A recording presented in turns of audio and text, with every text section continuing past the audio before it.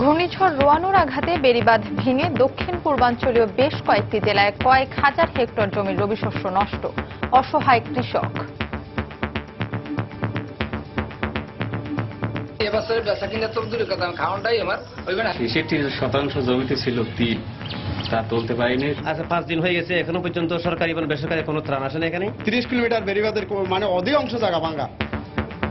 7 বছরেও ঘূর্ণিঝড় আইলার ক্ষত কাটিয়ে উঠতে পারেনি দক্ষিণ উপকূলের বাসিন্দারা। নদীতে সব ঘর বাড়ি ভেঙে গেছে, সেই জায়গায় টুসনিক জায়গা পাইছি, সেই জায়গায় আমরা বাস করি। খুব কষ্টের দিনকাল যায় আমাকে। মানুষের আসলে আয় রোজগারের কোনো ব্যবস্থা নেই, না আছে চিংড়ি চাষ, না আছে ধান। দেখছিলেন প্রধান শিরোনাম। দুপুরের সময়ের সঙ্গে আছে আমি ফামিদা মৌটুসী এবং আমি সঞ্জনা চৌধুরী। এবার অন্যান্য শীর্ষ সংবাদ। বড়পুকুরিয়া মামলার পূর্ণাঙ্গ রায় প্রকাশ। বেগম জিয়ার বিরুদ্ধে দুর্নীতির প্রাথমিক সত্যতা মিলেছে, রায়ে আদালত। নাশকতার মামলায় 27 জনের বিরুদ্ধে গ্রেফতারি পরোয়ানা। মুন্সিগঞ্জে ৫ম দফা ইউপি নির্বাচনকে কেন্দ্র করে দুপক্ষের সংঘর্ষ, 6 জন গুলিবিদ্ধ সহ আহত অন্তত 10 জন। অভিযোগ থাকলেও সুষ্ঠু নির্বাচনের প্রতিশ্রুতি কমিশনের। রাজধানীর মেয়র হানিফ ফ্লাইওভারের নিচের রাস্তার বেহাল দশা, দুর্ভোগে নগরবাসী। মেরামতের কাজ শুরু হলেও মান নিয়ে সংশয়।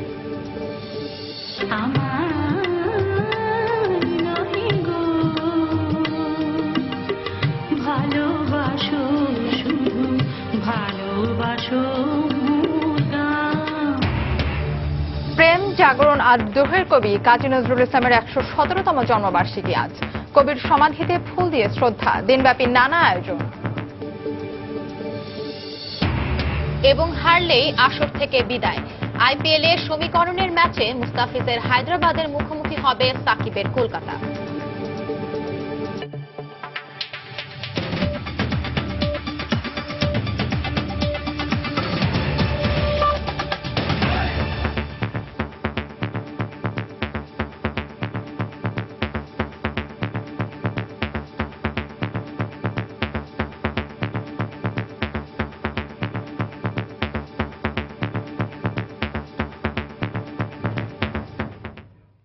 বড়পুকুরিয়া কয়লা খনি দুর্নীতি মামলা বৈধ বলে পূর্ণাঙ্গ রায় প্রকাশ করেছেন হাইকোর্ট। রায়ে বেগম জিয়ার বিরুদ্ধে দুর্নীতির প্রাথমিক সত্যতা মিলেছে।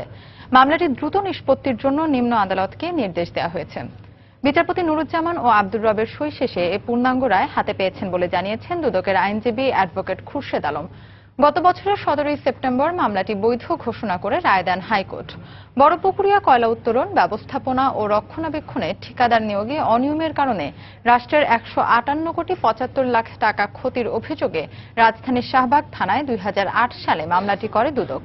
ওই সময় মামলা বাতিল চেয়ে বেগম জিয়া হাইকোর্টে আবেদন করলে মামলাটি স্থগিত হয়ে যায়।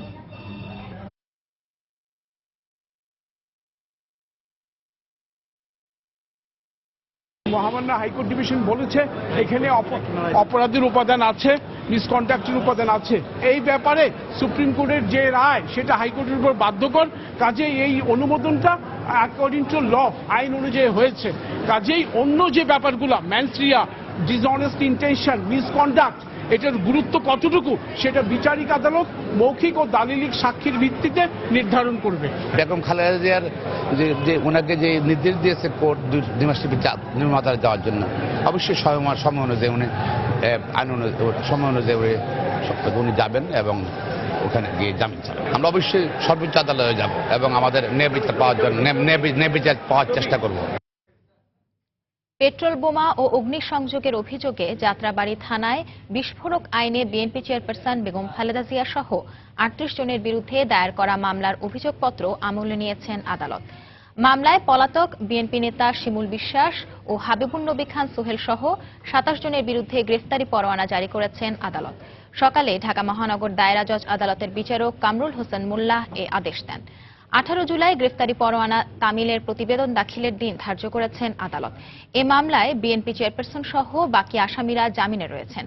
গত বছর বিএনপির কর্মসূচি চলাকালে যাত্রাবাড়ী থানায় একটি গাড়িতে পেট্রোল বোমা হামলা চালিয়ে মানুষ পোড়ানোর অভিযোগে বিস্ফোরক আইনে মামলাটি করে পুলিশ। বেগম খালেদা জিয়া এবং অন্যান্য আসামি যারা আসতে পারে না, রুহুল কবির রিজভী, আমরা সময়ের আবেদন করেছি আদালত আমাদের আবেদন মঞ্জুর করেছেন যে আগামী তারিখে যাতে ওনারা আসেন, সেই শর্তে ওনারা আজকে আবেদন মঞ্জুর করে আগামী 18/7 অর্থাৎ 18 জুলাই তারিখে ধার্য করেছেন মামলাটা।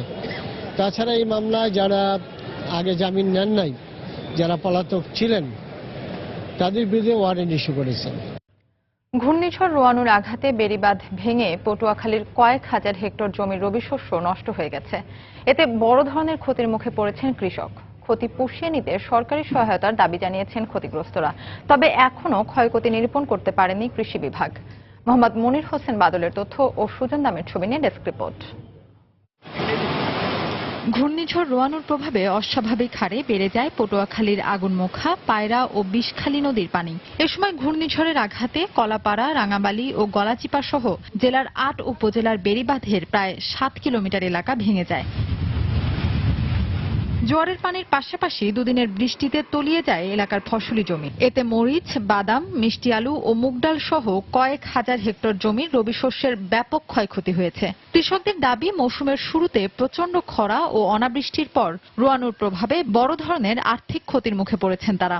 ঘূর্ণিঝড়ের রোয়ানের কারণে আমার বৃষ্টিতে মরিচ, বাদাম এবং মুগ ডাল যা কিছু দিচ্ছি সবকিছু তলাই গেছে। প্রত্যেক বছর আমি বছর খাইয়াও কিছু বেশি কিনি, এবছরে বেচা কিনে তো দূরের কথা, খাওয়াটাই আমার ওইখানে হারবার কিনে খাইতে হইবে।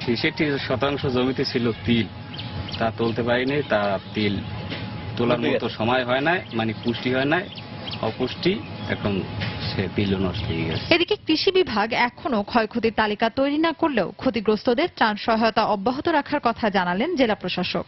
আমরা এই ক্ষতিগ্রস্ত মানুষের সাহায্যার্থে 180 মেট্রিক টন চাউল এবং 2 লক্ষ টাকা বরাদ্দ প্রদান করেছি এবং এই সমস্ত ত্রাণ বিতরণ কার্যক্রম চলছে। ক্ষয়ক্ষতির পরিমাণ নিরূপণ করতেছি এবং নিরূপণ করে সঠিক রিপোর্ট দেওয়া সম্ভব হবে। কৃষি বিভাগের তথ্য মতে চলতি মৌসুমে জেলায় 25,000 হেক্টর জমিতে রবি শস্য আবাদ করা হয়। সময় সংবাদ, পটুয়াখালী। এদিকে ঘূর্ণিঝড় রোয়ানুর আঘাতে এখনো মানবেতর জীবনযাপন করছে দক্ষিণ চট্টগ্রামের বাঁশখালীর সাধারণ মানুষ। বেড়িবাঁধ ভেঙে জোয়ারের পানি ঢুকে পড়ায় চরম আতঙ্কে আছেন তারা। এই মুহূর্তে বাঁশখালীর খানখানাবাদ এলাকায় আছেন রিপোর্টার কমল দে। সরাসরি চলে যাচ্ছি তার কাছে। কমল। ধন্যবাদ সঞ্জনা। গত 21শে মে সকাল 11:30 যে চট্টগ্রাম উপকূলের উপর দিয়ে ঘূর্ণিঝড় রোয়ানু বয়ে গিয়েছিল, তার সবচেয়ে বেশি ক্ষতি হয়েছিল দক্ষিণ চট্টগ্রামের বঙ্গোপসাগর উপকূলবর্তী যে বাঁশখালী উপজেলা, সে বাঁশখালী উপজেলার 8টি ইউনিয়ন। এই 8টি ইউনিয়নে কিন্তু ব্যাপক ধ্বংসলীলা চালায় ঘূর্ণিঝড় রোয়ানু। বিশেষ করে বেড়িবাঁধ ভেঙে যাওয়ায় কিন্তু এখানকার বিস্তীর্ণ এলাকা জলপ্লাবিত হয়ে পড়ে। বিশেষ করে মাইলের পর মাইল এলাকা নোনা পানিতে এখনো প্লাবিত হয়ে আছে। বিশেষ করে যেগুলো দেখেছি আমরা, এখানকার মৎস্য খামার যেগুলো রয়েছে এবং রয়েছে লবণ মাঠ এবং ধানি জমি, সবগুলি কিন্তু এখন নোনা পানিতে নিমজ্জিত। অর্থাৎ আপনারা জানেন এখানকার যে বিস্তীর্ণ বেড়িবাঁধগুলো রয়েছে, বেড়িবাঁধের বেশ কিছু অংশ ফাটল ধরেছে এবং ভেঙে গেছে। এই ভেঙে যাওয়ার ফলে তখন জলোচ্ছ্বাসের পানি যেমন প্রবেশ করেছে, এরপর প্রতিদিনই কিন্তু জোয়ারের পানি অবলীলে প্রবেশ করছে এই বিস্তীর্ণ এলাকায়। আর এর ফলে কিন্তু নোনা পানি যে ঢুকে যাওয়ায় কিন্তু এই ধানি জমিগুলিতে এখন অনেকটা অনুপযোগী হয়ে পড়ছে ফসল চাষের। এখানে স্থানীয়রা অভিযোগ করছেন তারা গত 4 দিন অতিক্রম হলো কিন্তু এখন তারা কোনো ত্রাণ সহায়তা পায়নি। বিশেষ করে সরকারি কিংবা বেসরকারি কোনো ত্রাণ সহায়তা আসেনি বলে স্থানীয়রা অভিযোগ করছেন। আমরা বাঁশখালী যে বঙ্গোপসাগর উপকূলবর্তী বাহারচরা, প্রেমাশিয়া, তারপরে খানখানাবাদ, এইসব এলাকায় ঘুরে দেখেছে এবং সবারই একটি অভিযোগ, গত 4 দিন ধরে সময় পেরিয়ে গেল, তাদেরকে কোনো ত্রাণ সহায়তা দেওয়া হয়নি। তারা দ্রুত দুটি জিনিস দাবি করছে, এক হচ্ছে ত্রাণ সহায়তা, দ্বিতীয় হচ্ছে এখানকার যে ভেঙে যাওয়া বেড়িবাঁধগুলো দ্রুত সংস্কার। তারা বলছে যেহেতু এটি এখন ঘূর্ণিঝড়ের সময় এবং আরো ঘূর্ণিঝড় হতে পারে, এই কারণে বেড়িবাঁধ যেগুলো ভেঙে গিয়েছে সেখানে পানি প্রবেশ করছে। যদি আরেকটি ঘূর্ণিঝড় হয় বা জলোচ্ছ্বাস হয় তাহলে কিন্তু তারা আরো প্লাবিত হবে এবং বিস্তীর্ণ পুরো এলাকাটি ধ্বংসস্তূপে পরিণত হবে। তাই তারা সরকারের কাছে দাবি জানাচ্ছে যেন বেড়িবাঁধগুলো দ্রুত মেরামত করে দেয়। আমি এখন যে জায়গায় স্থান দাঁড়িয়ে আছি, আপনারা দেখতে পাচ্ছি এটা মনে হচ্ছে না একটা নদীর মতো বা একটা বড় একটা দিঘির মতো, কিন্তু আসলে এটা দিঘি নয়, এটি ধানি জমি। এই ধানি জমি মূলত এখন জোয়ারের পানিতে নিমজ্জিত। এখন কিন্তু জোয়ার নেই। তারপর যে গতকালকে যে জোয়ারের পানি যে প্রবেশ করেছিল, সেই জোয়ারের পানি কিন্তু নামতে না পারার কারণে কিন্তু এই পুরো এলাকাটি কিন্তু এই অবস্থার মতো গভীরতা হাঁটু পানি বা তার চেয়ে বেশি পানিতে তলিয়ে যাচ্ছে। শুধু এই এলাকাটা নয়, আমি জানি বাঁশখালী উপজেলা 8টি ইউনিয়ন যে উপকূলবর্তী ইউনিয়ন রয়েছে, 8টি ইউনিয়নের কিন্তু একই অবস্থা। সেখানে যেমন ত্রাণ সহায়তা আসেনি, এই অনেকটাই নোনা পানির মধ্যে দিন কাটাচ্ছে এখানকার হাজার হাজার বাসিন্দা। তারা এখন সরকারের কাছে যেমন ত্রাণ সহায়তা চাইছে, তেমনি চাইছে খাবার পানির ব্যবস্থা করা, এবং একই সাথে তারা চাইছে যেন দ্রুত বেড়িবাঁধগুলো মেরামত করে এই নোনা পানির কবল থেকে তাদের যেন রক্ষা করেন। কারণ তারা বলছে আগামীতে তাদেরকে যে ফসলের চাষ করতে গেলে তাদের ব্যাপক ভোগান্তিতে পড়তে হবে এই নোনা পানির জন্য। তো সানজানা, আমার কাছে এখন পর্যন্ত এ ছিল দক্ষিণ চট্টগ্রামের বাঁশখালী উপজেলা থেকে ঘূর্ণিঝড় রোয়ানুর সর্বশেষ ক্ষতির খবর। বাঁশখালীর খানখানাবাদ এলাকা থেকে ঘূর্ণিঝড় রোয়ানুর ক্ষয়ক্ষতির খবর জানাচ্ছিলেন রিপোর্টার কমল দে। চলে যাচ্ছি পরের খবরে। খুলনা উপকূলে 2009 সালের 25 মে ঘূর্ণিঝড় আইলার তাণ্ডবে ভেসে যায় খুলনার কয়রা, পাইকগাছা ও দাকোপ এবং সাতক্ষীরার শ্যামনগর উপজেলার অসংখ্য বসতবাড়ি, ফসলের ক্ষেত, বেড়িবাঁধ ও গবাদি পশু। প্রাণ হারান 5 শতাধিক মানুষ। অনেক এলাকা পানিতে ডুবেছিল প্রায় 2.5 বছর। বিশেষজ্ঞরা বলছেন, আইলার পর 6 বছর পেরিয়ে গেলেও প্রত্যাশার সঙ্গে প্রাপ্তির রয়েছে বড় ধরনের ব্যবধান। খুলনার দাকোপ উপজেলা ঘুরে তরিকুল ইসলামের প্রতিবেদন, ক্যামেরায় ছিলেন নিয়ামুল হোসেন কোচি। দেশের দক্ষিণাঞ্চলের উপকূলীয় এলাকায় প্রলয়ঙ্করী ঘূর্ণিঝড় আইলা আঘাত আনে 2009 সালের এই দিনে। ঝড়ে প্রাণ হারান 5 শতাধিক মানুষ, ভেঙে যায় বসতবাড়ি, ভেসে যায় সবকিছু। সর্বনাশা সেই ঘূর্ণিঝড় কেড়ে নিয়েছে দাকোপের কালাবগির আসমা বেগমের সর্বস্ব। সেই থেকে নদীকূলে সন্তানদের নিয়ে কোন রকম বসবাস, নদীতে মাছ ধরে চলে সংসার, নদীর জোয়ারে ভাসা আর ভাটিতে জেগে ওঠার মতো বেঁচে থাকা। প্রথম চাল না এলাম, এই জায়গায় টুসনিক জায়গা পাইছি, সেই জায়গায় আমরা বাস করি। তারপর বাস করার পরে আমাকে নদীতে সব ঘর বাড়ি ভেঙে গেছে আইলায়। আইলার পর আসমা বেগমের মতো অনেকেই ফিরে যেতে পারেনি নিজ বাস্তবিতায়। অনেক পরিবার এলাকা ছেড়ে চলে গেছেন জীবন জীবিকার তাগিদে। নদীতে গাঙে জাল টানি দিন আনি দিন খায়, খুব কষ্টের দিনকাল যায় আমাকে। এই পর্যন্ত পৌরসভা ডাইছে, আমাকে কোনো সাহায্য পায়নি। আইলার আগে ওই কাজ বাজ করে বেড়াতাম, প্রচুর জায়গা ছিল, জায়গাটাই ছিল, চিন্তা করলে একটা কিছু করবো, তারপর আর করার আর কোনো লাইন পাইনি, ভেঙে চুরে দিয়ে সবকিছু গেল। পর্যাপ্ত স্লুইস গেট না থাকার কারণে মানুষের আসলে আয় রোজগারের কোনো ব্যবস্থা নেই। না আছে চিংড়ি চাষ, না আছে ধান। ঘূর্ণিঝড় আইলার পর 7 বছর পেরিয়ে গেলেও আর্থসামাজিক অবস্থার পরিবর্তন আসেনি দক্ষিণাঞ্চলের উপকূলীয় এলাকায়। শুধুমাত্র খাদ্য সহায়তা ছাড়া নতুন কোনো উল্লেখযোগ্য কর্মসংস্থানের সৃষ্টি হয়নি এখানে। আর যে কারণে এসব এলাকায় ঘটছে বাস্তুচ্যুতির ঘটনা। বিশেষজ্ঞরা বলছেন, আইলার পর সরকার ক্ষতিগ্রস্ত এলাকার মানুষের সামাজিক নিরাপত্তা কিছুটা বাড়িয়েছে, তবে সেটি দীর্ঘমেয়াদী জীবন জীবিকার জন্য খুব একটা কার্যকর নয়। আমাদের দেশের যে সোশ্যাল সেফটি নেটের যে পরিধিটা আছে, এই পরিধিটা বাড়ানো দরকার এবং এর বৈশিষ্ট্যটাও আলাদা। যে ধরনের সোশ্যাল সেফটি নেটের প্রোগ্রাম নিলে বাস্তুচ্যুতিটা ঠেকানো যাবে, সেই প্রোগ্রামগুলো এখানে নেওয়া উচিত। তবে জেলা প্রশাসক কর্মসংস্থান সহ নানামুখী উদ্যোগ গ্রহণ করা হচ্ছে বলে জানান। আইলার সেই নেতিবাচক প্রভাব থেকে কাটিয়ে উঠেছে অনেকটাই। তারপরেও এখনো যারা বাকি রয়ে গেছে, তারা বিভিন্ন সময় সরকারের পক্ষ থেকে ডেভেলপমেন্ট অ্যাক্টিভিটিসের আওতায় তারা কিন্তু চলে আসছে। এক পরিসংখ্যান অনুযায়ী প্রায় 60% কর্মক্ষম মানুষ আইলার পর কর্মসংস্থানের জন্য এলাকা ছেড়েছে। তরিকুল ইসলাম, সময় সংবাদ, খুলনা। দুপুরের সময় আরো থাকছে। রোজায় ব্যবসায়ীদের বিরুদ্ধে কৃত্রিম সংকট সৃষ্টি করে দাম বাড়ানোর অভিযোগ পেলে কঠোর ব্যবস্থা, হুঁশিয়ারি দক্ষিণের মেয়র সাইদ খোকনের। এবং বাজেটে ভর্তুকি, ঋণ ও রপ্তানি প্রণোদনা হিসেবে বরাদ্দ থাকতে পারে প্রায় 25,500 কোটি টাকা। কৃষি প্রযুক্তির উদ্ভাবন ও নতুন বাজার সৃষ্টির পরামর্শ। মুন্সিগঞ্জে 5ম দফা ইউপি নির্বাচনকে সামনে রেখে দুপক্ষের সংঘর্ষে 6 জন গুলিবিদ্ধ সহ অন্তত 10 জন আহত হয়েছেন। সদর উপজেলার মোল্লাকান্দি ইউনিয়নে এ সংঘর্ষ হয়। স্থানীয়রা জানান, নির্বাচনের প্রচারণাকে কেন্দ্র করে বেশ কিছুদিন ধরে আওয়ামী লীগ চেয়ারম্যান পদপ্রার্থী রিপন পাটোয়ারি ও স্বতন্ত্র প্রার্থী মহসিনা হকের কর্মী সমর্থকদের মধ্যে উত্তেজনা বিরাজ করছিল। এরই জের ধরে সকালে উভয় পক্ষের মধ্যে কথা কাটাকাটি হয়। এক পর্যায়ে লাঠি সোঁটা নিয়ে ও দেশীয় অস্ত্রশস্ত্র নিয়ে উভয় পক্ষের লোকজন সংঘর্ষে জড়িয়ে পড়ে। এতে 6 জন গুলিবিদ্ধ সহ আহত 10 জনকে উদ্ধার করে মুন্সিগঞ্জ জেনারেল হাসপাতালে ভর্তি করে স্থানীয়রা। এদের মধ্যে 2 জনকে উন্নত চিকিৎসার জন্য ঢাকা মেডিকেলে পাঠানো হয়। এদিকে 5ম ধাপের ইউপি নির্বাচনকে কেন্দ্র করে সিরাজগঞ্জের 22টি ইউনিয়নে এখন উৎসবের আমেজ। সমর্থন আদায়ে ভোটারদের দ্বারে দ্বারে গিয়ে উন্নয়নের প্রতিশ্রুতি দিচ্ছেন প্রার্থীরা।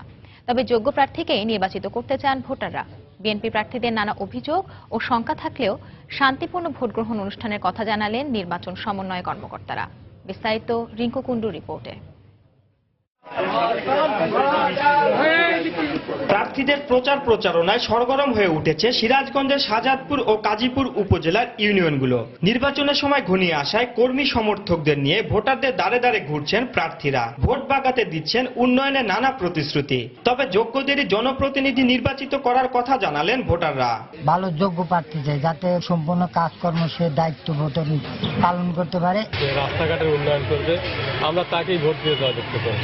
জনগণ যাকে যোগ্য মনে করবে তাকে নির্বাচিত করবে এবং সরকারের প্রশাসনের কাছে এইটাই দাবি, কোনো অবস্থাতেই যেন গন্ডগোল না হয়। আওয়ামী লীগের প্রার্থীরা জয়ের ব্যাপারে শতভাগ আশাবাদী হলেও স্বচ্ছ ও নিরপেক্ষ নির্বাচনের দিকে তাকিয়ে বিএনপির প্রার্থীরা। যদি আমি ইনশাল্লাহ নির্বাচিত হই, তাহলে আমার এলাকার উন্নয়ন, রাস্তাঘাট, মানুষের পাশে নিরলস পরিশ্রম চালিয়ে যাব। প্রচন্ড বাধা বিপত্তির অতিক্রম হচ্ছে। ইতিমধ্যে মনোনয়ন প্রত্যাহারের আগের দিন পর্যন্ত 5 বার আমার বাড়ি অ্যাটাক করা হয়েছে। এত প্রতিকূলতার মধ্যে দিয়েও ভোটাররা ভোট কেন্দ্রে এসে নির্বিঘ্নে ভোট দিলে আমি বিপুল ভোটের ব্যবধানে ইনশাল্লাহ আমি জয় দিব। তবে শান্তিপূর্ণ নির্বাচন অনুষ্ঠানে সব ধরনের ব্যবস্থা নেওয়ার আশ্বাস দিলেন উপজেলা নির্বাচন সমন্বয়ক। প্রিজাইডিং অফিসার, সহকারী প্রিজাইডিং অফিসার এবং পোলিং অফিসার সকলের প্রশিক্ষণ সম্পন্ন হয়েছে। আমরা আইন শৃঙ্খলার বিষয়ে ইতিমধ্যে একাধিক সভা করেছি। আশা করছি শান্তিপূর্ণ, অবাধ, নিরপেক্ষ নির্বাচন উপহার দেওয়া যায়। 28 মে নির্বাচনে জেলার 22 ইউনিয়নে চেয়ারম্যান পদে 58 জন সদস্য ও নারী সদস্য পদে 926 জন প্রতিদ্বন্দ্বিতা করছেন। রিঙ্কু কুন্ডু, সময় সংবাদ, সিরাজগঞ্জ। ফেনীর ছাগলনাইয়া পৌরসভা নির্বাচনে কেন্দ্র দখলের জের ধরে ধাওয়া পাল্টা ধাওয়ার ঘটনা ঘটেছে। পরে অনিয়মের অভিযোগে ভোট বর্জন করে বিএনপি পদপ্রার্থী। সকালে বৃষ্টির কারণে ভোটার উপস্থিতি কিছুটা কম থাকলেও বেলা বাড়ার সঙ্গে সঙ্গে তা বাড়তে থাকে। বেলা 11:30টার দিকে কেন্দ্র দখলের জের ধরে আওয়ামী লীগ ও বিএনপির প্রার্থীর সমর্থকদের মধ্যে ধাওয়া পাল্টা ধাওয়া হয়। পরে ভোট কারচুপির অভিযোগ এনে নির্বাচন বর্জন করেন বিএনপি পদপ্রার্থী মোহাম্মদ আলমগীর। এই পৌরসভায় মোট পুরুষ ভোটার 16,178 জন, মেয়র পদে 3 জন, সংরক্ষিত নারী কাউন্সিলরের 2টি পদে 3 জন, সাধারণ কাউন্সিলরের 8টি পদের বিপরীতে মোট 42 জন প্রার্থী প্রতিদ্বন্দ্বিতা করছেন।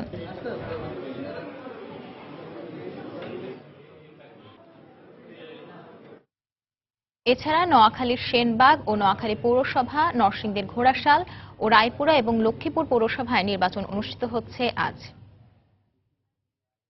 বিএনপি অপরাধ থাকতেই মিথ্যাচার করছে, আওয়ামী লীগের ধর্মনিরপেক্ষতা নিয়ে প্রশ্ন তোলা মিথ্যাচারেরই একটি অংশ বলেও মন্তব্য করেছেন দলের যুগ্ম সাধারণ সম্পাদক মাহবুবুল আনম হানিফ। সকালে ধানমন্ডিতে আওয়ামী লীগ সভাপতির কার্যালয়ে দলের কাউন্সিল সফল করতে অর্থ উপকমিটির সভা শেষে সাংবাদিকদের এক প্রশ্নের জবাবে তিনি কথা বলেন। এ সময় তিনি আরো বলেন, এ সরকারের পতন ঘটানোর জন্য গভীর ষড়যন্ত্র করছে বিএনপি। সরকার পতনের জন্য তারা শুধু দেশেই নয়, আন্তর্জাতিক অঙ্গনেও ষড়যন্ত্রে লিপ্ত আছে বলে জানান তিনি। দলের কাউন্সিল সফল করতে অর্থ উপকমিটির সভায় সভাপতিত্ব করেন দলের প্রেসিডিয়াম সদস্য কাজী জাফরুল্লাহ। সভায় খাদ্যমন্ত্রী অ্যাডভোকেট কামরুল ইসলাম, সাবেক পররাষ্ট্রমন্ত্রী দীপুমণি সহ দলের অন্যান্য সিনিয়র নেতারা উপস্থিত ছিলেন। যে মুসলিম বিশ্বের প্রধান শত্রু হিসেবে চিহ্নিত ইসরায়েল, সেই ইসরায়েলের নেতাদের সঙ্গে বৈঠক করে তাদেরকে এই বাংলাদেশে ভবিষ্যতে ব্যবসা বাণিজ্য দেওয়া সহ তাদেরকে স্বীকৃতি দেওয়ার সব রকম অঙ্গীকার করেও তারা ষড়যন্ত্রে লিপ্ত আছে যে তারা এই সরকারের পতন ঘটাতে চায়, রাষ্ট্র ক্ষমতা আসতে চায় ষড়যন্ত্রের মাধ্যমে। বাংলাদেশের জনগণ সচেতন আছে। আমার বিশ্বাস বিএনপির কোনো ষড়যন্ত্রই সফল হবে না। তৃণমূল পর্যায়ে একদলীয় শাসন সুদৃঢ় করতে সরকার ইউপি নির্বাচনের চেয়ারম্যান পদে দলীয় লোকদের জেতাচ্ছে বলে মন্তব্য করেছেন বিএনপির সিনিয়র যুগ্ম মহাসচিব রুহুল কবির রিজভী। দুপুরে রাজধানীর নয়াপল্টনে দলের কেন্দ্রীয় কার্যালয়ে এক সংবাদ সম্মেলনে তিনি কথা বলেন। এ সময় তিনি আরো বলেন, বিএনপি চেয়ারপারসন বেগম খালেদা জিয়াকে বিপর্যস্ত করতেই তার বিরুদ্ধে বিভিন্ন মামলা সক্রিয় করছে সরকার। এই নির্বাচনে সারা দেশ থেকে সরকার দলীয় ইউপি চেয়ারম্যান প্রার্থীদের জোর করিয়ে জিতিয়ে দেওয়ার একমাত্র উদ্দেশ্যই হচ্ছে তৃণমূলে একদলীয় শাসনকে সুদৃঢ় করা। অনেক মামলায় বিএনপি চেয়ারপারসনের সাথে তার মামলাও ছিল, কিন্তু উনি প্রধানমন্ত্রী হয়ে নিজেরটা প্রত্যাহার করে নিয়েছেন। এটা সরকারের বেআইনি কাজ। এই সরকার গণবিচ্ছিন্ন সরকার বলেই বিএনপি চেয়ারপারসন আজকে যিনি হারানো গণতন্ত্রের জন্য লড়াই করছেন তাকে ভয় পেয়ে এই কাজগুলো করছে, যে বিএনপি চেয়ারপারসন যাতে মানসিকভাবে বিপর্যস্ত হয়ে পড়েন। জাতীয় কবি কাজী নজরুল ইসলামের 117তম জন্মবার্ষিকীর খবর। প্রেম, জাগরণ আর বিদ্রোহের কবি কাজী নজরুল ইসলাম। সমাজের বাস্তব চিত্র তুলে ধরা আর শোষণের প্রতিবাদী ছিল যার সাহিত্য খেলা। এ খেলায় একাধারে তিনি যোদ্ধা, কবি, সাংবাদিক, সুরকার, গীতিকার ও শিল্পী, আবার কখনো দুরন্ত প্রেমিক। তার সৃষ্টিতে বাংলা সাহিত্য যেমন নতুন মাত্রা পেয়েছে, তেমনি উচ্চারিত হয়েছে মানবতার জয়গান। আরো জানাচ্ছেন শেখ জায়েদ। বল উন্নত মম শির, শির নেহারি আমারই নত শির ওই শিখর হিমাদ্রির। এক হাতে প্রেম আর অন্য হাতে বিদ্রোহ, পরাধীনতার শৃঙ্খল ভাঙার হুঙ্কার। বাংলা সাহিত্যে অগ্নিবীণা হাতে যার প্রবেশ, ধূমকেতুর ন্যায় তার প্রকাশ। মম এক হাতে বাঁকা বাঁশের বাঁশরি, আর হাতে রণতুর্য, আমি কৃষ্ণকণ্ঠ মন্থন বিষ। কাজী নজরুল ইসলাম, যার অবদানে বৈচিত্র্য পেয়েছে বাংলা সাহিত্য, যেখানে স্বাক্ষর রেখেছেন স্বতন্ত্র বৈশিষ্ট্যের, যার সব সৃষ্টিকর্মেরই মূল কথা মানবতা। সাধারণ মানুষ, কুলি মজুর, নারী জাতি, শিশু, বারাঙ্গনা, এই সমস্ত বিষয়ে নিয়ে তার লেখা মানবজাতির কল্যাণের কথাই তো বলেছে, মুক্তির কথা বলেছেন। আর পরাধীনতার গ্লানিটা তাকে তো সব সময় কুড়ে কুড়ে খেয়েছে।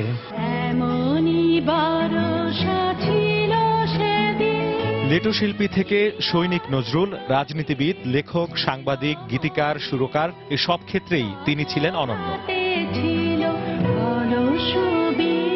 সঙ্গীতে নব নব সুরের সন্ধান, নতুন রাগে অবগাহন ছিল তার নেশা। প্রেম, প্রকৃতি, ধর্ম, দেশ, সামাজিক অসঙ্গতি কোনো বিষয়ই বাদ যায়নি তার সুরবাণী থেকে। নজরুল এমন একজন অলৌকিক একটা অস্তিত্ব, এমন অলৌকিক একটা স্ফুলিঙ্গ, যাকে আমরা এখন তো স্পর্শ করতে পারিনি। সামগ্রিকভাবে নজরুলকে জানতে হবে, নজরুলকে পড়াশোনা করতে হবে। মানুষের কবি উনি, সাম্যের কবি। তো এবং উনি সমাজের যে কিরকম কোন জায়গায় হাত দিয়েছিলেন, নাহলে হয়তো আমরা আজকে স্বাধীনতার সুখটা ভোগ করতাম না। 1953 সালে বাকরুদ্ধ হবার পর শোষণের বিরুদ্ধে আর শানিত হয়নি কবির কলম। 1976 সালে 77 বছর বয়সে জীবনের পাঠ চুকিয়ে পাখা মেলেন বাংলা সাহিত্যের এই প্রবাদ পুরুষ।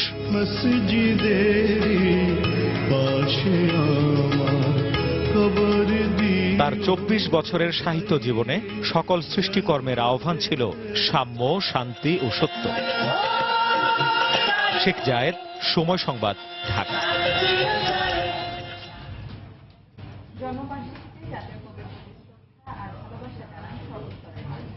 ফুলে ফুলে ঢেকে যায় তার সমাজে অসাম্প্রদায়িক চেতনার এই কবির জন্মদিনে যেন শিশু, নারী, পুরুষ সব ধর্মবর্ণের মানুষ হারিয়েছেন এক কাতারে। সেই সাথে শ্রদ্ধা জানাতে এসে মানবতার আদর্শে পুনর্জীবিত হল তার ভক্ত, অনুরাগী আর নজরুল প্রেমীরা। সমাধিতে ফুল দিতে কবির সৃষ্টিকর্ম সারা বিশ্বে ছড়িয়ে দেওয়ার আহ্বান জানান কবি পরিবারের সদস্যরা। যে কবি শিশু, নারী, পুরুষ, ধর্মবর্ণ কোনো মননে ভেদাভেদ সৃষ্টি করেননি, তার প্রতি এভাবেই জানানো হয় ফুলেল শ্রদ্ধা। বিদ্রোহী কবির জন্মবার্ষিকীতে তাকে স্মরণ করতে বুধবার সকাল থেকেই ঢাকা বিশ্ববিদ্যালয় মসজিদের পাশে সমবেত হন সর্বস্তরের মানুষ। জাতীয় কবির সমাধিতে একে একে ফুল দিয়ে শ্রদ্ধা জানান বিভিন্ন সামাজিক, সাংস্কৃতিক ও রাজনৈতিক সংগঠন। এরপর বেলা বাড়ার সাথে সাথে বাড়তে থাকে ভক্ত আর অনুরাগীদের ভিড়। ফুলে ফুলে ঢেকে যায় কবির সমাধিসৌধ। জাতীয় কবির দর্শন সবার মাঝে ছড়িয়ে জঙ্গিবাদ ও সাম্প্রদায়িকতা রোধ করে মানবতাবোধে দীক্ষিত হওয়ার অঙ্গীকার ছিল সবার কণ্ঠে। নজরুল হচ্ছে প্রেরণার কবি, নজরুল হচ্ছে এগিয়ে যাওয়ার কবি।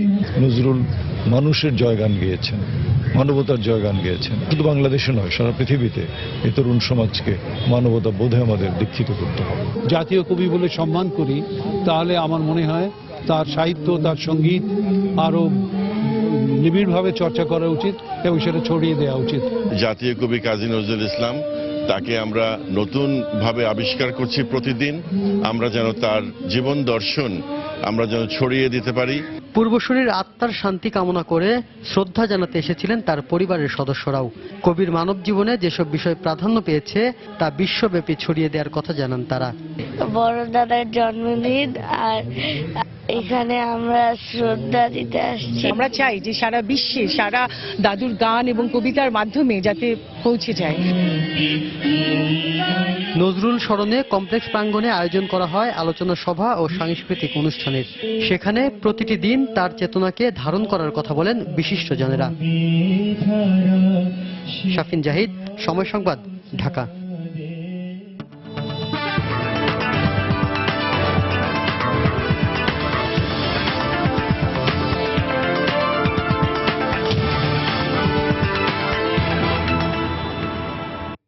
2016-17 অর্থ বছরের বাজেটে ভর্তুকি, ঋণ ও রফতানি প্রণোদনা হিসেবে বরাদ্দ থাকতে পারে প্রায় 25,500 কোটি টাকা। এর মধ্যে কৃষি খাতে 9,000 কোটি টাকা এবং রফতানি খাতে প্রণোদনা হিসেবে থাকতে পারে 3,000 কোটি টাকা। অর্থনীতিবিদরা বলছেন, আন্তর্জাতিক বাজারে তেলের দাম কম থাকায় সুযোগ এসেছে ভর্তুকির টাকায় নিজস্ব কৃষি প্রযুক্তির উদ্ভাবন এবং নতুন রফতানি খাত সৃষ্টির। বিস্তারিত জানাচ্ছেন মুস্তাফা মাহবুব। দেশে বিনিয়োগ ও সহায়তা বাড়বে। 2015-16 অর্থ বছরের বাজেটে সরকারি বেসরকারি অংশীদারিত্ব, শিল্প খাতে নগদ আর্থিক সহায়তা, ভর্তুকি, রাষ্ট্রায়ত্ত বাণিজ্যিক ও আর্থিক প্রতিষ্ঠানে বিনিয়োগের জন্য ব্যয় বাবদ বরাদ্দ ছিল বাজেটের মোট ব্যয়ের 2.2%, যা এর আগের অর্থ বছরে ছিল 2.9%। আসছে অর্থ বছরেও সরকার কৃষির আধুনিকায়ন, রপ্তানি প্রণোদনা এবং ঋণ বাবদ 25,573 কোটি টাকা বরাদ্দ দিতে যাচ্ছে। যে বিষয়টি কৃষিতে চাচ্ছি, কৃষি আরো যন্ত্রায়ন, কৃষি শ্রমিকের যে অভাব সেটি যন্ত্রায়নের মাধ্যমে পূরণ করতে হবে। কৃষি বৃহৎ জোট জমা, বৃহৎ প্রসেসিং ইন্ডাস্ট্রি কৃষিভিত্তিক যাতে গড়ে ওঠে, কৃষির জন্য ভর্তুকি অব্যাহত থাকবে। তবে অর্থনীতিবিদরা বলছেন, কৃষককে সরাসরি প্রণোদনা না দিয়ে বরং কৃষি পণ্যের প্রকৃত দাম যেন কৃষকই পান তা নিশ্চিত করতে হবে। কৃষককে যদি আমি ঠিক দামটা দিতে পারি, মধ্যস্বত্বভোগীরা যদি মাঝখান থেকে দামের একটা বড় অংশ লুট করে নিতে না পারে, তাহলে সরকারের ভর্তুকি দেওয়ার বার্ডেনটাও কমবে বা ভর্তুকিটা তখন সরকার সঠিক জায়গায় দিতে পারবে।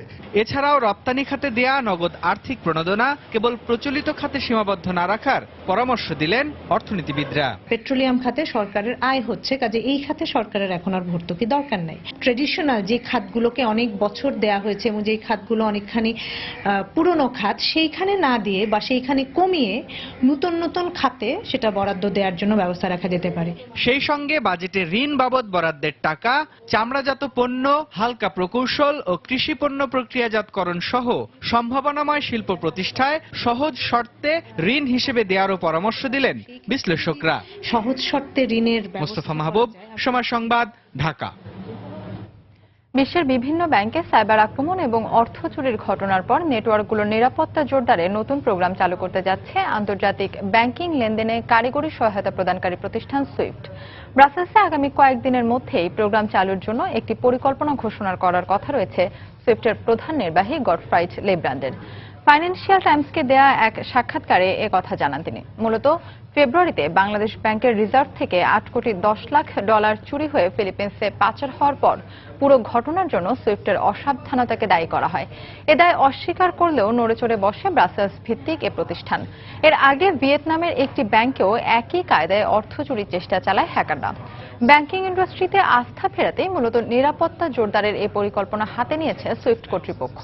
আন্তর্জাতিক আন্তঃব্যাংক লেনদেনে বিশ্বের 200টি দেশের অন্তত 11,000 ব্যাংক এবং আর্থিক প্রতিষ্ঠান ব্যবহার করছে এই নেটওয়ার্ক। এই নেটওয়ার্কের মধ্য দিয়ে দৈনিক কয়েক হাজার কোটি ডলার বিনিময় করছে আর্থিক প্রতিষ্ঠানগুলো।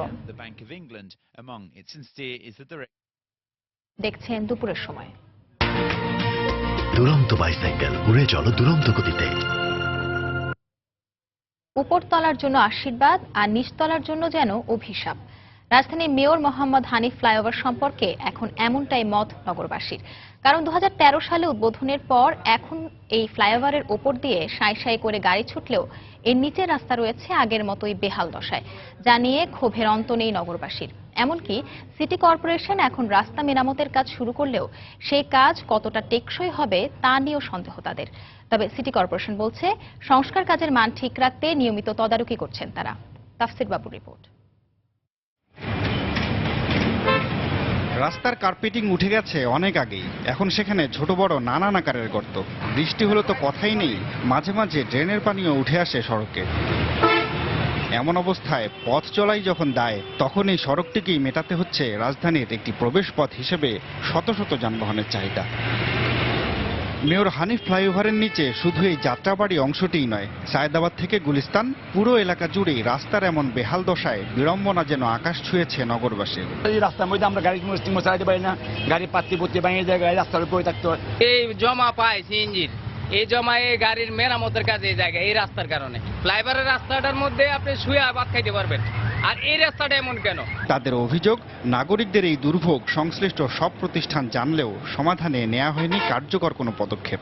এমপি মন্ত্রী চেয়ারম্যান এর কোনো গুরুত্ব দেয় না, ওইদিকে রোডে চলে হইতো না, তারা চলে ব্রিজের উপরে, তাগুলো লাগে ব্রিজ হয়েছে না। তবে দীর্ঘদিন পর এই রাস্তাগুলোতে এখন নজর পড়েছে সিটি কর্পোরেশনের। মেয়র হানিফ ফ্লাইওভারের নির্মাণ কাজ শুরু হয় 2010 সালে, আর এখন চলছে 2016 সাল। এই সময়ের মধ্যে মেয়র হানিফ ফ্লাইওভারের নির্মাণ কাজ শেষ হলেও ফ্লাইওভারের নিচের রাস্তা আর এইসব সংযোগ সড়ক রয়ে গেছে আগের অবস্থাতেই, যার ফলে দীর্ঘ 6 বছর ধরে এসব রাস্তা হয়ে আছে এলাকাবাসীর দুঃখে। তবে সিটি কর্পোরেশন এখন এসব রাস্তা ব্যাপক ভিত্তিতে মেরামতের উদ্যোগ নিলেও সেটা আসলে কতটা টেকসই হবে তা নিয়ে প্রশ্ন থেকেই যাচ্ছে এলাকাবাসী। আপাতত যে সলিং করতেছে এটা যদি ঠিক মতো করে তাহলে হয়তো অনেক দিন চলবে, কিন্তু ঠিক মতো না করলে আগের পর্যায়ে চলে যাবে। তবে ঢাকা দক্ষিণের মেয়র বলছেন, টেকসই সংস্কার নিশ্চিত করতে কাজের মানের প্রতি তীক্ষ্ণ দৃষ্টি রাখছেন তারা। রাস্তা যখন নির্মাণ করা হয় তখন গুণগত মানটা সেভাবে করছে কিনা সেই দিকে আমাদের তীক্ষ্ণ নজর রয়েছে। 25% to 30% কাজ আমরা করতে পেরেছি, রাস্তাটুকু আপনার সংস্কার করে দেওয়া। বাকি কাজগুলো শেষ করতে আমাদের আরো 2-4 মাস সময় লাগবে। It is ongoing process. তিনি জানান, রাস্তার পাশাপাশি ফ্লাইওভারের নিচের জায়গাগুলোর পরিকল্পিত ব্যবহার নিয়েও কাজ করছেন তারা। তাফসির বাবু, সময় সংবাদ, ঢাকা। আইপিএল, সাকিব মুস্তাফিজ এই দুই তারকার জন্যই বাংলাদেশের দর্শকদের কাছে জনপ্রিয় হয়ে উঠেছে ইন্ডিয়ান প্রিমিয়ার লিগ। আইপিএল এর এলিমিনেটর ম্যাচে সাকিবের কলকাতা নাইট রাইডার্সের মুখোমুখি হবে মুস্তাফিজের হায়দ্রাবাদ। দুই দলের ড্র অর ডাই ম্যাচে শেষবারের মতো সাকিব মুস্তাফিজের দ্বৈরথ দেখার সুযোগ পাবে ক্রিকেট প্রেমীরা। দিল্লির ফিরোজ শাহ কোটলা স্টেডিয়ামে ম্যাচটি শুরু হবে আজ বাংলাদেশ সময় রাত 8:30টায়। ডু অর ডাই ম্যাচ, কি কলকাতা কি হায়দ্রাবাদ, যে হারবে আইপিএল থেকে বিদায় ঘন্টা বেজে উঠবে তারই। আর সাকিব মুস্তাফিজ যখন একে অপরের প্রতিপক্ষ, তখন বাংলাদেশের দর্শকদের কাছে যে এলিমিনেটরের ম্যাচটা বাড়তি উন্মাদনা যোগাবে তা বলার অপেক্ষা রাখে না। প্রথমবারের মতো আইপিএল খেলতে গিয়ে দেশের সমর্থকদের পাশাপাশি ভারতীয়দেরও মন জুগিয়েছেন Mustafiz. The Fizz, magic Mustafiz প্রশংসামূলক অনেক উপাধিও কুড়িয়েছেন অফ কাটার আর স্লোয়ারের ভেলকিতে। অধিনায়ক ডেভিড ওয়ার্নার, কেন উইলিয়ামসনরা আছেন দারুণ ছন্দে। 14 ম্যাচে 16 উইকেট নিয়ে বোলিংয়ে মিস্টার কাটার মুস্তাফিজের পাশাপাশি ময়েসেস হেনরিক্স, ভুবনেশ্বর কুমাররা কোচ টম মুডির মূল অস্ত্র।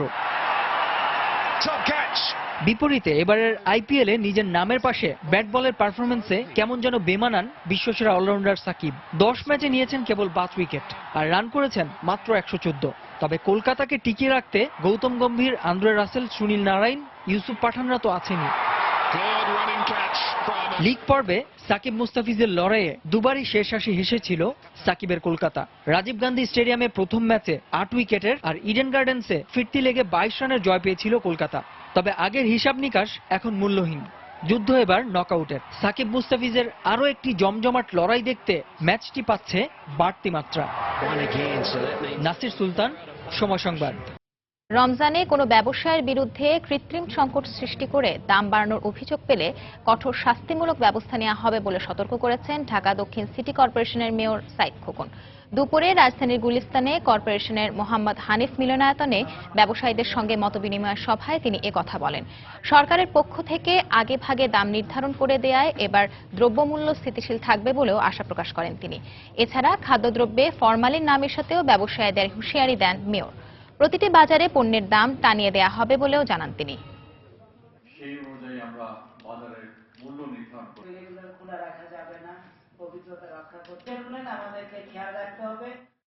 যে দাম দর বাজারে টাঙানো হবে আপনারা ঠিক সেই দাম দরে পণ্য যাতে বেচাকেনা হয় তা নিশ্চিত করবেন। যদি এর ব্যত্যয় ঘটে আমরা আইন অনুযায়ী ব্যবস্থা গ্রহণ করব। যদি কোনো কাঁচা বাজারে কোনো বিক্রেতাকে ফরমালিনযুক্ত কোনো খাদ্যদ্রব্য বিক্রি করছে এমন অবস্থায় পাওয়া যায় আমরা কঠিনভাবে শাস্তিমূলক ব্যবস্থা গ্রহণ করতে বাধ্য থাকব। দুপুরের সময় আরো থাকছে সোমবার পৃথিবীর সবচেয়ে কাছে আসবে মঙ্গল গ্রহ। একই সরল রেখায় থাকবে সূর্য ও পৃথিবীর সঙ্গে। এই বিরল ঘটনা ফের আসবে ৩০০ বছর পর। ভুল আইনে বিচার করায় ভোলার চরফ্যাশনের আব্দুল জলিলকে নিম্ন আদালতের দেওয়া 14 বছরের সাজা বাতিল করে তাকে 50 লাখ টাকা ক্ষতিপূরণ দেওয়ার নির্দেশ দিয়েছেন হাইকোর্ট। আব্দুল জলিলের করা জেল আপিল মঞ্জুর করে বিচারপতি AFM আব্দুর রহমান এ রায় দেন। রায়ে বলা হয়, ধর্ষণের অভিযোগে তাকে যাবজ্জীবন কারাদণ্ড দেয়া হলেও এ সময় আসামির বয়স ছিল 15 বছর, যার বিচার করতে হবে শিশু আইনে। কিন্তু বিচারক প্রচলিত আইনে বিচার করে তাকে দণ্ড দিয়েছেন, যা সংবিধান পরিপন্থী। আদালত রায়ে আরও বলেন, নিম্ন আদালতের বিচারক তাকে বিচারের নামে অবিচার করেছেন। এই কারণে 14 বছরের সাজার বিনিময়ে তার ক্ষতিপূরণ হিসেবে 50 লাখ টাকা রাষ্ট্রপক্ষকে পরিশোধ করতে হবে। একই সাথে দণ্ডপ্রাপ্ত আব্দুল জলিলকে মুক্তির আদেশ দিয়েছেন আদালত।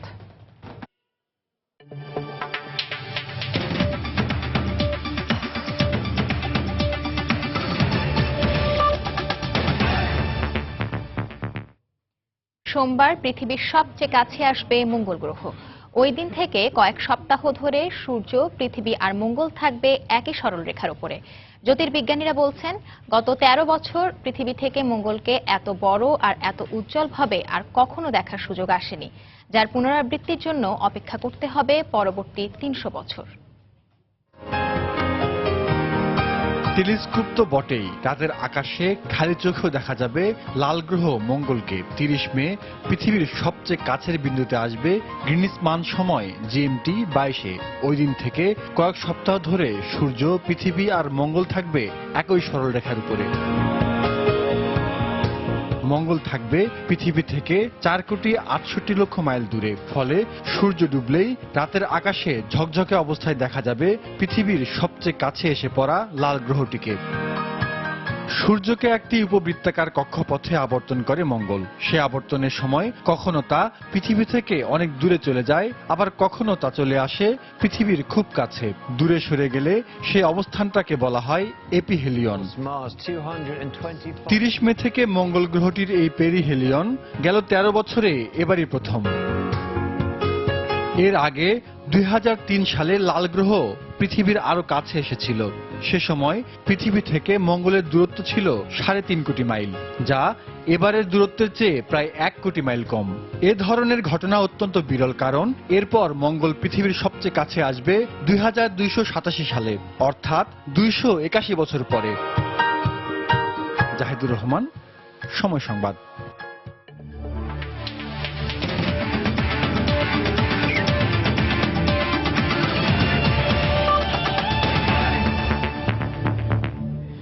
ঢাকা প্রিমিয়ার লিগ DPL এর খবর। আবারও পয়েন্ট টেবিলের শীর্ষে উঠল মোহামেডান। মিরপুরে প্রাইম ব্যাংকে 82 রানে হারিয়েছে তারা। অন্যদিকে BKSPতে অবশেষে জয়ের দেখা পেল তামিম ইকবালের আবাহনী। তাসকিনের পেস বোলিং তোপে আকাশ নীলরা 32 রানে হারিয়েছে গাজী গ্রুপ ক্রিকেটার্সকে।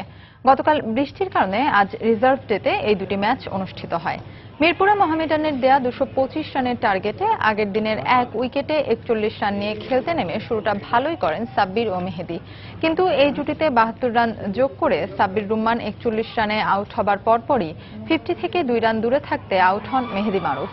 দলীয় স্কোর যখন 3 উইকেটে 118 রান, তখনও ম্যাচে ছিল প্রাইম ব্যাংক। কিন্তু নাইম ইসলাম জুনিয়র ও শুভাশিস রায়ের বোলিং তোপে প্রাইম ব্যাংক বাকি 7 উইকেটে হারায় 34 রানে। তাই মাত্র 142 রানে থামে প্রাইম। নাইম 4টি ও শুভাশিস নেন 3 উইকেট। এ জয়ে 8 ম্যাচে নেট রান রেটের ব্যবধানে 12 পয়েন্টে সবার ওপরে মোহামেডান স্পোর্টিং ক্লাব। দুপুরের সময়ে এই পর্যায়ে শীর্ষ সংবাদ জানিয়ে দিচ্ছি আরো একবার। বড়পুকুরিয়া মামলার পূর্ণাঙ্গ রায় প্রকাশ। বেগম জিয়ার বিরুদ্ধে দুর্নীতির প্রাথমিক সত্যতা মিলেছে, রায়ে আদালত। নাশকতার মামলায় 27 জনের বিরুদ্ধে গ্রেফতারি পরোয়ানা। মুন্সিগঞ্জে 5ম দফা ইউপি নির্বাচনকে কেন্দ্র করে দুপক্ষের সংঘর্ষ, 6 জন গুলিবিদ্ধ সহ আহত অন্তত 10 জন। অভিযোগ থাকলেও সুষ্ঠু নির্বাচনের প্রতিশ্রুতি কমিশনের। ঘূর্ণিঝড় রোয়ানুর আঘাতে বেড়িবাঁধ ভেঙে দক্ষিণ পূর্বাঞ্চলীয় বেশ কয়েকটি জেলায় রবি শস্য নষ্ট। 7 বছরেও ঘূর্ণিঝড় আয়লার ক্ষত কাটিয়ে উঠতে পারেনি দক্ষিণ উপকূলের বাসিন্দারা।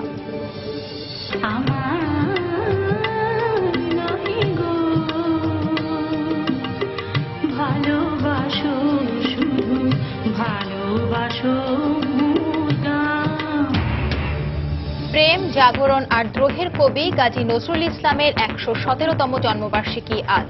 কবির সমাধিতে ফুল দিয়ে শ্রদ্ধা, দিনব্যাপী নানা আয়োজন।